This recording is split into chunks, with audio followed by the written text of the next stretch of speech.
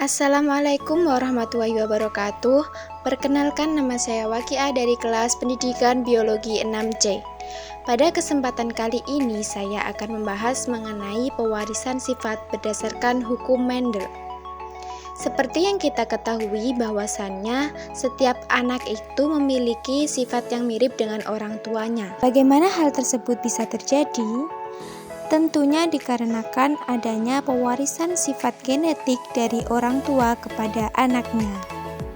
Salah satu ilmuwan yang meneliti mengenai pewarisan sifat adalah Gregor Johann Mendel, yang teorinya kita kenal sebagai hukum Mendel. Untuk dapat memahami mengenai pewarisan sifat berdasarkan hukum Mendel, mari simak penjelasan berikut ini. Saat ini, ilmuwan telah memahami cara pewarisan sifat dari orang tua.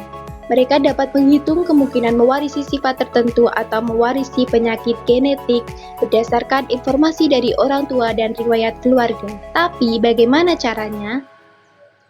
Untuk memahami pewarisan sifat pada makhluk hidup ke keturunannya, kita perlu kembali menuju abad ke-19 untuk menemui Gregor Mendel. Mendel adalah seorang pendeta dan ahli biologi dari Austria yang gemar bercocok tanam. Dengan menyilangkan tanaman ercis yang ditanam di kebun, ia menemukan prinsip-prinsip hereditas. Contoh yang paling klasik adalah Mendel menyilangkan ercis biji kuning galur murni dengan ercis biji hijau galur murni. Dan yang didapat hanya biji kuning. Warna kuning dianggap sebagai sifat dominan karena muncul pada semua biji baru. Lalu, ia membiarkan ercis biji kuning hibrida berbiak sendiri. Pada generasi kedua dihasilkan biji berwarna kuning dan hijau. Artinya, sifat hijau telah tertutupi warna kuning yang dominan. Sifat tersembunyi ini disebut sifat resesif. Mendel menyimpulkan bahwa tiap sifat diatur oleh sepasang faktor. Satu faktor didapatkan dari ibu dan satu lagi dari ayah. Kita menyebut faktor itu sebagai alel yang melambangkan berbagai variasi gen. Bergantung pada tipe alel yang ditemukan pada tiap biji, ada yang disebut sebagai ercis homozigot jika kedua alelnya identik. Ada pula ercis heterozigot jika kedua alel berbeda. Kombinasi alel ini disebut dengan genotip, dan hasilnya yaitu kuning atau hijau disebut fenotip. Untuk menggambarkan dengan jelas cara alel dibagikan ke keturunannya, bisa menggunakan diagram Panet. Letakkan alel-alel pada kedua sumbunya, lalu pasangkan kemungkinan kombinasinya. Coba kita terapkan pada ercis Mendel. Alel kuning yang dominan kita tulis dengan huruf kapital Y dan alel hijau resesif dengan huruf kecil Y. Y kapital selalu mengalahkan Y kecil, sehingga anakan berwarna hijau hanya terjadi jika memiliki dua Y kecil. Pada generasi pertama, induk ercis kuning homozigot akan memberikan satu alel kuning dominan ke tiap anak. Dan induk ercis hijau homozigot memberi satu alel resesif, sehingga semua anaknya kuning heterozigot.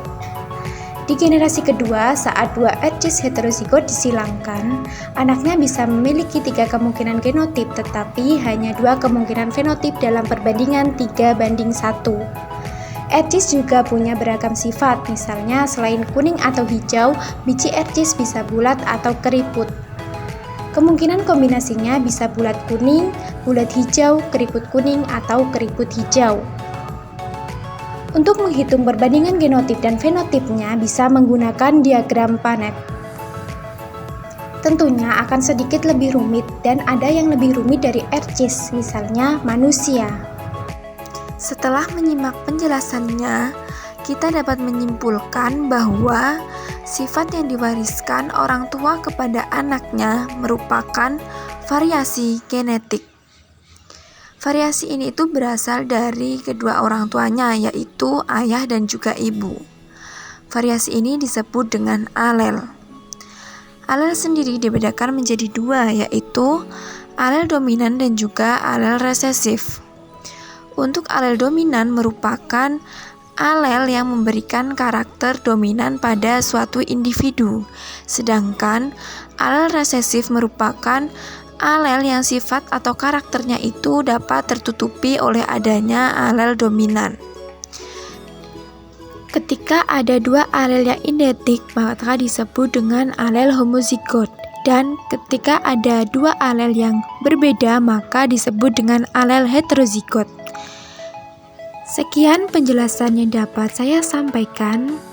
Semoga dapat bermanfaat. Terima kasih. Wassalamualaikum warahmatullahi wabarakatuh.